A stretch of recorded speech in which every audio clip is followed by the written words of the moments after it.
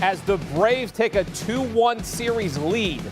The offense provided by Austin Riley, an RBI double, and then Travis d'Arnaud, don't you know, the catcher, with a home run in the bottom of the 8th inning. He's got homers in back-to-back games, and he was injured for a lot of the regular season.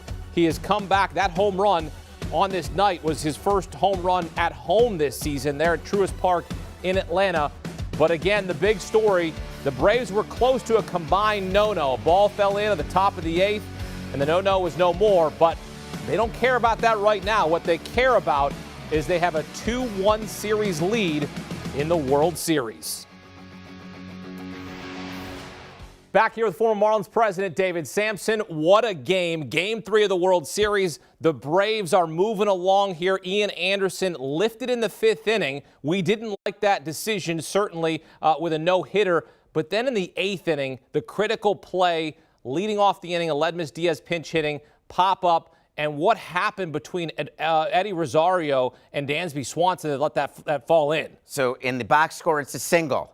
But that's not exactly what happened. It was a pop-up, and if you're the shortstop, Swanson, you have to know where your left fielder is playing. Rosario was playing deep, but not so deep that he couldn't get to that ball. So Swanson is retreating, and then Rosario's coming in. And if you look at the end, Rosario's looking at Swanson, not the ball, and then pulls up because he doesn't want to have a collision, and the ball falls in. They rule that a hit because it makes me insane, the official scoring rules. When it doesn't hit someone's glove first, it can never be an error. That, to me, is an error, and I give the error, believe it or not, I'm mean, but I give that to Swanson.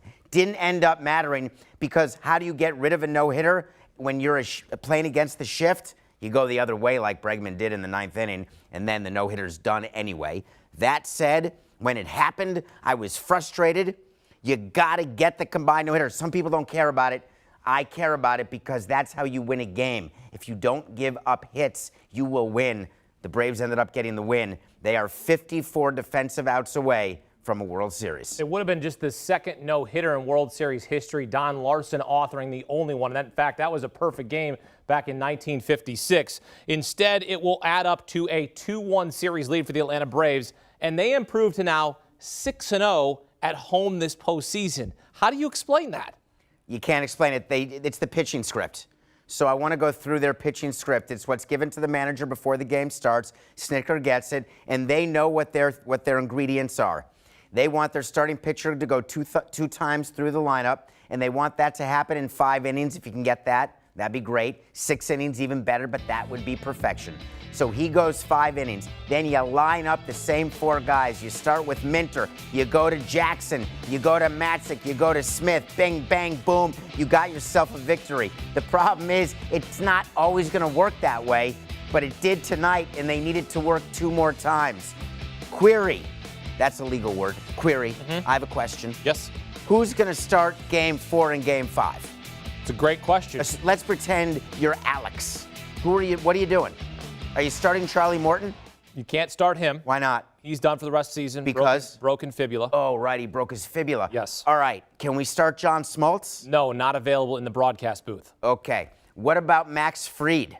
Possible. He could start in Game 5 on short rest, couldn't he? Right. If you're up 3-1, do you start him to clinch the series? Yes. I think I do, too. Bullpen what if it's tied at 2? Bullpen. We got to do a bullpen game. So when you are deciding your pitching rotation, you win today. You don't worry about Game 6 or Game 7 back in Houston. You win today. They got today's win. Tomorrow, they are going to get the win however they have to use, whoever they have to use. If Minter has to go 2 innings, Matzik has to go 2 innings, it's going to be a bullpen game, and they're going to try to get up 3-1. And once you're up 3-1, you have 3 chances to win your ring. No, you try to win it in Game 5. You bring Fried back on short rest. Let's talk about Travis d'Arnaud, the catcher, who caught all of these pitches tonight from the Braves starter and the relievers. Travis d'Arnaud has been catching well for the Braves, but then here's a guy that has 2 home runs in the World Series, back-to-back games, and a huge one tonight in terms of insurance runs, right? It's a 1-0 game. He homers in the 8th inning to give him a 2-0 lead. This is a guy that only played in 70-some games this season because of a torn ligament in his thumb. he comes back to the Braves. It's almost like getting a free agent acquisition here in the postseason. He has been huge for them, David. He has. It's not exactly a free agent acquisition, but I like that. That's what we would always tell our fans when we'd have an injured player come back in July or August. We'd say, hey, that's just like a trade deadline acquisition. Can't you see we're helping our team? No, it's the guy we've always had. We didn't add to our team. What I love about d'Arnaud is he's a former Met. That's all you need to know. That's how you scout guys. When they're not on the Mets anymore, they become good. d'Arnaud has been so positive in the clubhouse, on the field. He's become a leader, a general, much like Maldonado with the Astros, might I add, Hakeem, who the pitchers love throwing to. Mm-hmm. d'Arnaud has this. He and Freeman, they are like the centerpieces in that clubhouse, and they are beloved. And what d'Arnaud is able to do, that insurance run tonight is bigger than the first run. Can I really say that? The first run's got to be bigger, right? To take the 1-0 lead? Yeah. But the insurance run, that's everything. Otherwise, the tying runs at the plate the whole 9th inning. Massive. Massive. Massive. Epic. Run. It was a moonshot, 437 feet, dead center. Massive home run from Travis d'Arnaud and a massive start, massive outing from Ian Anderson. It was low. It was. Remember the home run to d'Arnaud yesterday? Yes. He went high pitch. It was like helmet high. And then today low. Yep. When you're doing that, when you're hitting high low, that means you're guessing right.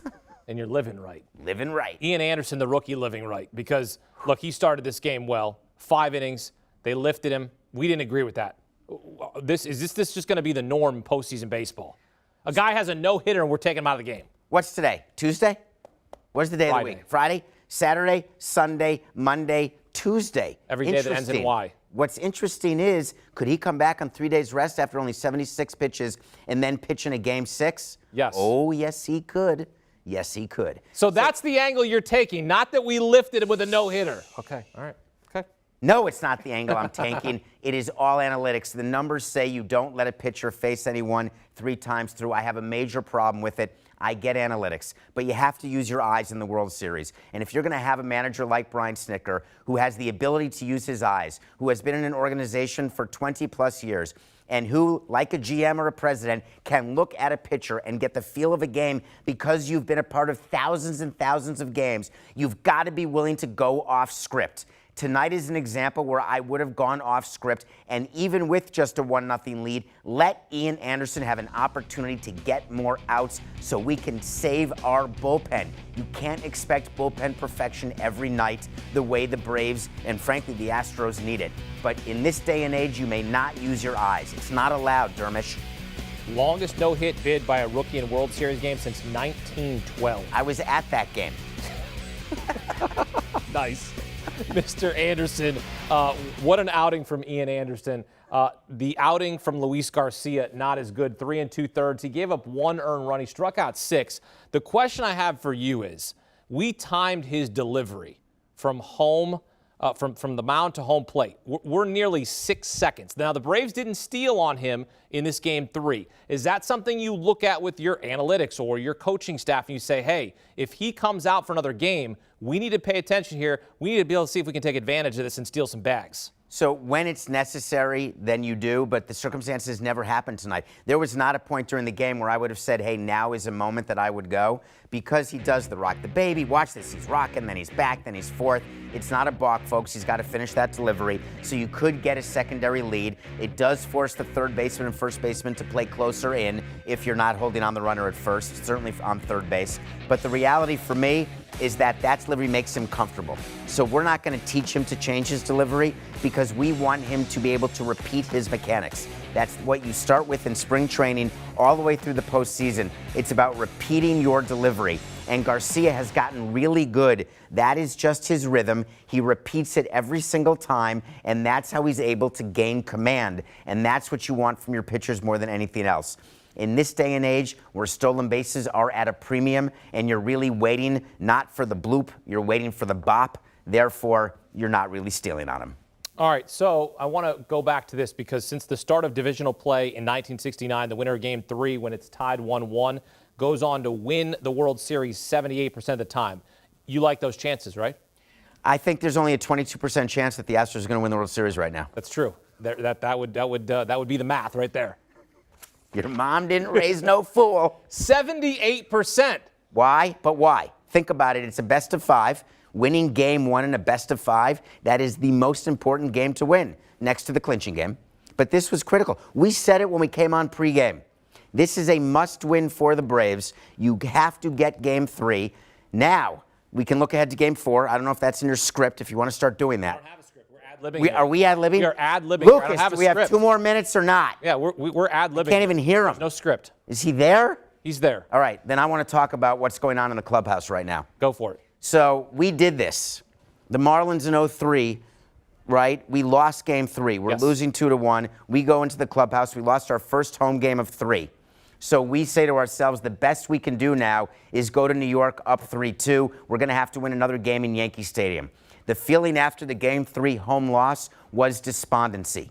But the feeling after a game 3 road loss, which is what the Astros are now feeling, is not despondency. They simply got outplayed and outpitched, but they are going back to the hotel and they are saying, we came to Atlanta to win 1 out of 3. That's it. And then we get this back to Houston for a 6 and a 7. So they still have 2 games left to get 1. That's their mentality. The Braves, on the other hand, are meeting right now in the office of Snitker. They're figuring out their rotation for tomorrow. The pitching coach goes and speaks to, in the training room, Matzik, who's getting wrapped up, Minter, who's getting wrapped up, elbow and shoulder, Smith, the same thing, Jackson. You go around and talk to them. Hey, you ready tomorrow? You ready? And then the pitching coach comes into the manager's office, says who's ready, and then we start working on the script for tomorrow. And guess what the script for tomorrow is? It's going to look a lot like today, but they're going to need more pitchers to get through the first 5 because they have no Anderson or Morton or Fried. So it's looking like it's going to be Zach Greinke in game 4 on Saturday night. For the Astros. For the Astros. Yes. Zach Greinke, we know what he can do. Nothing. What can he do? He can do nothing. Nothing. What do you think he can do? That's what I'm asking you. I'm asking you. Well, I'll say this. They're going to need him to go at least 4 innings. No chance. Under. Can we bet that somewhere? Yes. Okay, Zach Greinke is not stretched out. You have to stop looking at Zach Greinke as a $32 million starting pitcher. Zach Greinke is a $32 million middle reliever who can give you 2 innings. If everything goes perfectly in a dream world that never happens, he can go 3 1/3. He will not go 4 innings. NCTP. So basically it's going to be a bullpen game then for Houston. Yes. I don't know if that's going to work. It's a double bullpen game. I don't know if that's going to work. Hey, by the way, you and I, we picked the Braves in game 3. Yes, we did. You know what that is, right? A win. And knowledge in your mind. And money in your pocket. Yes, it is. Great stuff, my friend David Samson, here throughout the World Series. And you want more from him, of course, do check out his podcast, Nothing Personal, delivering his unique take on sports from both a fan perspective and a front office perspective. Makes you smarter, makes me smarter. It's entertaining, it's engaging. You can also watch on YouTube. Nothing Personal with David Samson. Download and subscribe today.